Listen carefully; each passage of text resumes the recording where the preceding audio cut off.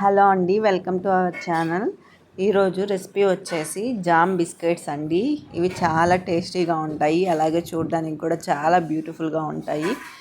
ఇవి ఇంట్లోనే మనం చాలా ఈజీగా అయితే ప్రిపేర్ చేసుకోవచ్చండి, చాలా తక్కువ ఐటమ్స్తో. అలాగే గ్యాస్ మీద కూడా బేక్ చేసుకోవచ్చు, ఓవెన్ ఉండాలి కంపల్సరీ అని ఏమైతే లేదండి. అలాగే చాక్లెట్ బిజినెస్ కోసం మెటీరియల్స్ అయితే చాలామంది అడుగుతున్నారు కదా, అవైతే నేను త్వరలో అయితే పెడతానండి. ఎందుకంటే కాంపౌండ్ రావడానికి కొంచెం లేట్ అవుతుంది. అన్నీ ఒకేసారి కాస్ట్లు అడుగుతున్నారు కాబట్టి ఒకేసారి అన్ని కాస్ట్లతోటే పెడదామని అయితే ఆగున్నాను. ఒక్కొక్క మోల్డ్ ఎంత అని కాస్ట్ కూడా అడుగుతున్నారు. నేనైతే బిజినెస్ ముందైతే నా దగ్గర ఉండి నేను బిజినెస్ చెయ్యట్లేదండి. అవి నేను మీరు అడిగితే పంపిద్దామని చెప్తున్నాను.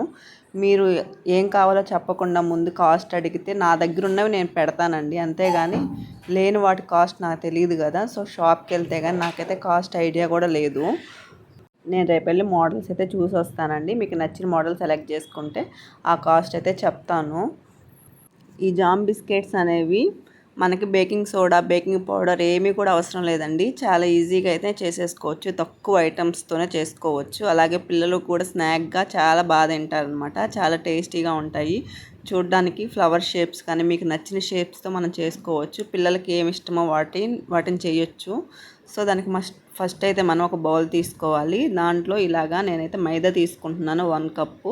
ఇట్లా 1 కప్ మెజర్ చేసుకొని 1 కప్ తీసుకోవాలి. ఇదైతే ఇంట్లో ప్రిపేర్ చేసిన బటర్ అండి.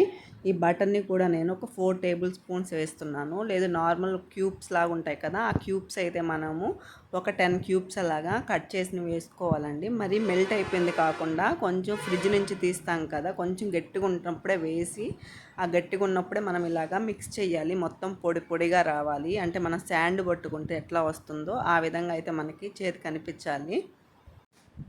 ఇది మొత్తం బాగా మిక్స్ అయిన దాకా కలుపుకోవాలి. నెక్స్ట్ ఇది కండెన్సర్ మిల్క్ అండి. ఈ కండెన్సర్ మిల్క్ కూడా మనం తీసుకోవాలి. దీంట్లో ఎటువంటి షుగర్ అయితే నేను యూస్ చేయట్లేదు, జస్ట్ మైదా తీసుకున్నాను. దాంట్లో బటరు అండ్ ఈ కండెన్సర్ మిల్క్, ఇవి తప్ప మనము ఏమి యూస్ చేయమండి.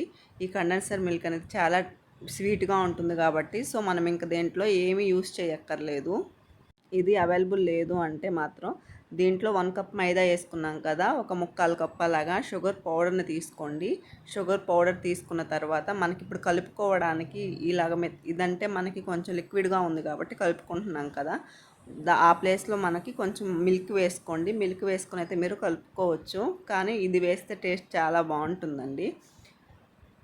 దీని మొత్తం ఒక ముద్దలాగా ఫామ్ అయ్యేదాకా కలుపుకోవాలి. అంటే మనకు ఒక చపాతీ ముద్ద ఫామ్ అవుతుంది కదా గట్టిగా, అప్పటిదాకా అయితే ఇలాగా మిక్స్ చేసేసుకోవాలి పూర్తిగా. మీకు ఏమైనా కొంచెం లిక్విడ్గా అనిపించింది అంటే ఇంకొంచెం పిండి యాడ్ చేసుకోవచ్చు. లేదు పొడి పొడిగా ఉంది అంటే ఇంకొక 2-3 టేబుల్ స్పూన్స్ మిల్క్ కూడా యాడ్ చేసుకోవచ్చు. ఇలా వించితే ఇలా ఇరగాలండి. అప్పటిదాకా ఇట్లా మిక్స్ చేసేసుకొని పూర్తిగా దీన్ని నెక్స్ట్ మనమైతే మీకు నచ్చిన షేప్లో అయితే మీరు చేసేసుకొని బేక్ చేసుకోవచ్చు. ఇప్పుడు చూస్తున్నారు కదా, చిన్నగా గోలీ సైజ్ అంతా ముద్ద అయితే నేను తీసుకొని ఇట్లాగా రౌండ్గా చుట్టుకొని ఇలాగ ఒక షేపు బిస్కెట్ షేప్ అయితే చేస్తున్నాను. ఇలా అయినా చేసుకోవచ్చు, లేదా మీకు బిస్కెట్ కట్టర్స్ ఉంటే బిస్కెట్ కట్టర్స్తో అయినా కట్ చేసుకోవచ్చు. ఇన్ని రకాలుగా చేసుకోవచ్చు. ఇప్పుడు జామ్ బిస్కెట్స్ కాబట్టి జామ్ పెట్టాలి కదండి, సో దాంట్లో అయితే నేను దానికోసం మధ్యలో కొంచెం ఒత్తానమాట. దాంట్లో జామ్ అనేది యూస్ చేసుకోవచ్చు లాస్ట్లో. ఇలాగ ఒక రకంగా అయితే చేసుకోవచ్చు. లేదంటే పైపింగ్ బ్యాగ్స్ ఉంటాయి కదండి, పైపింగ్ బ్యాగ్స్లో కూడా కొంచెం లూజ్గా కలుపుకొని పైపింగ్ బ్యాగ్స్లో కూడా మీరు కేక్ మీద డెకరేషన్ ఫ్లవర్స్ వేస్తాం కదా, అదే విధంగా మనము ఒకేసారి అలా కూడా తిప్పుకోవచ్చు. లేదంటే మార్కెట్స్లో చాలా రకాల కట్టర్స్ దొరుకుతాయి. హార్ట్ షేప్ అని, రౌండ్ షేప్ అని, ఫ్లవర్ షేప్ అని, వాటిని కూడా యూస్ చేసుకొని కట్ చేసుకోవచ్చు. ఇప్పుడు చూస్తున్నారు కదా, ఆ విధంగా చేసుకోవచ్చు. నెక్స్ట్ ఇదైతే సెకండ్ అండి. దీన్ని మనం ఇలాగా చపాతీ కర్ర తీసుకొని ఇలా చపాతీలాగా మనమైతే రుద్దుకోవాలి. అంటే పల్లచగా రావాలండి. ఇవి 2 వస్తాయి జామ్ బిస్కెట్స్ అంటే, పైన ఒకటి కింద ఒకటి. సో కాబట్టి మనకి పెద్ద పెద్దవి కాకుండా కొంచెం పల్చగా తీసుకోవాలి, అప్పుడే బాగుంటాయి. నెక్స్ట్ ఇలాగైతే కట్ చేసుకోవాలి. ఇదైతే ఫ్లవర్ షేప్ అండి. మీ దగ్గర రౌండ్ షేప్ ఉంటే రౌండ్తో కూడా చేసుకోవచ్చు. ఈ షేప్స్ అనేవే లేవు అంటే నార్మల్గా మీ దగ్గర గ్లాస్ కానీ ఏదైనా మూత ఉంటుంది కదా, షార్ప్గా ఉండే మూత, దాంతో కూడా మీరు కట్ చేసుకోవచ్చు. చూస్తున్నారు కదా, అట్లా మందంగా రావాలన్నమాట, ఎక్కువ రాకూడదు, లైట్గా వస్తే సరిపోతుంది. ఇంకా మిగతావన్నీ కూడా సేమ్ ప్రాసెస్లో అయితే కట్ చేసేసుకోవాలి. మీరు గ్యాస్ మీద చేసుకోవాలనుకుంటున్నారు అంటే ముందుగానే మీరు హీట్ చేసి పెట్టుకోవాలండి. ఒక 5 మినిట్స్ ముందు 10 మినిట్స్ ముందు మనం పెట్టేసుకొని దవర అనేది తర్వాత మనము గ్యాస్ని ఆన్లో పెట్టుకుంటే ఆ తర్వాత ప్రీ హీట్ అయిపోతుంది. ఆ తర్వాత మనం వీటిని అయితే పెట్టుకొని సిమ్లోనే మనము పెట్టుకోవాలి, బేక్ చేసుకోవాలండి. ఒక 15 మినిట్స్కి మనకు బేక్ అయిపోతాయి, ఎందుకంటే పలుచగా ఉంటుంది కాబట్టి. ఇప్పుడు నేను చూపించిన విధంగా స్పూన్తో మీరు ఇట్లా ఘాట్లు కూడా పెట్టుకోవచ్చండి. డిజైన్ లాగా వస్తుందన్నమాట. లేదు అంటే నార్మల్గా ఇలాగే ఉంచేసుకోవచ్చు. నేనైతే మధ్యలో ఇంకో చిన్న క్యాప్ ఉంటుంది కదా, ఆ క్యాప్ని తీసుకుని ఒక హోల్ పెట్టానండి. సగం ఇట్లా పెట్టాను, సగం నార్మల్గా ఉంచేసాను. ఎందుకంటే ఒకటి కింద ఒకటి పైన ఒకటి వస్తాయి కాబట్టి. పైన మనం కట్టర్తో కట్ చేసాం కదా, దాన్ని అయితే పైన ఉంచాలి. ఇలాగా నేనైతే ఇవన్నీ కూడా ఓవెన్లోనే బేక్ చేశాను. ఓవెన్లో అయితే 170 డిగ్రీస్ దగ్గర 15 మినిట్స్ బేక్ చేస్తే ఇలా వచ్చేసాయండి.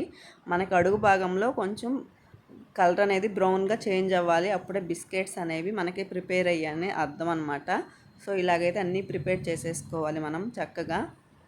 బిస్కెట్స్ మధ్యలో మీకు బటర్ క్రీమ్ కావాలి అంటే మాత్రము షుగర్ పౌడర్ ఉంటుంది కదా, ఒక 1/2 కప్ షుగర్ పౌడర్, అలాగే ఒక 4-5 టేబుల్ స్పూన్స్ మెల్టెడ్ బటర్ వేసుకోవాలి. అలాగే 1/2 టీ స్పూన్ వెనిలా ఎసెన్స్, ఈ 3 వేసుకొని మిక్స్ చేసుకోవాలండి.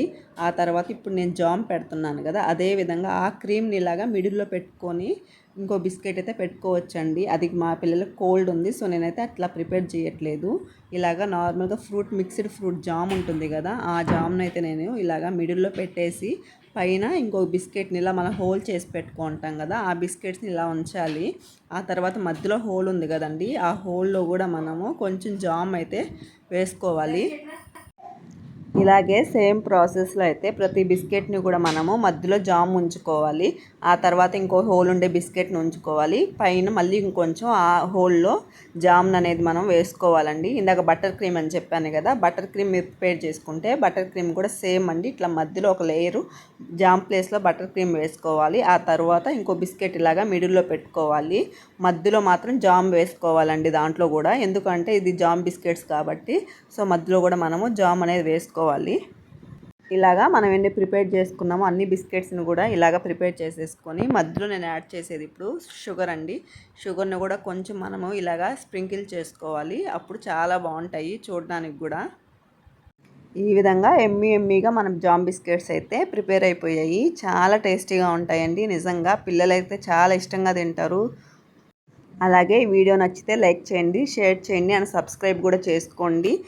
మీరు ఒకసారి బిస్కెట్ ట్రై చేసి ఎలా వచ్చాయో నాకైతే నా ఇన్స్టా ఐడి కింద ఇస్తాను, కంపల్సరీ పిక్ అయితే పోస్ట్ చేయండి. అలాగే మీ లవ్ అండ్ సపోర్ట్ నాకు ఎప్పుడు ఇలాగే ఉండాలి. Keep smiling. Thank you for watching.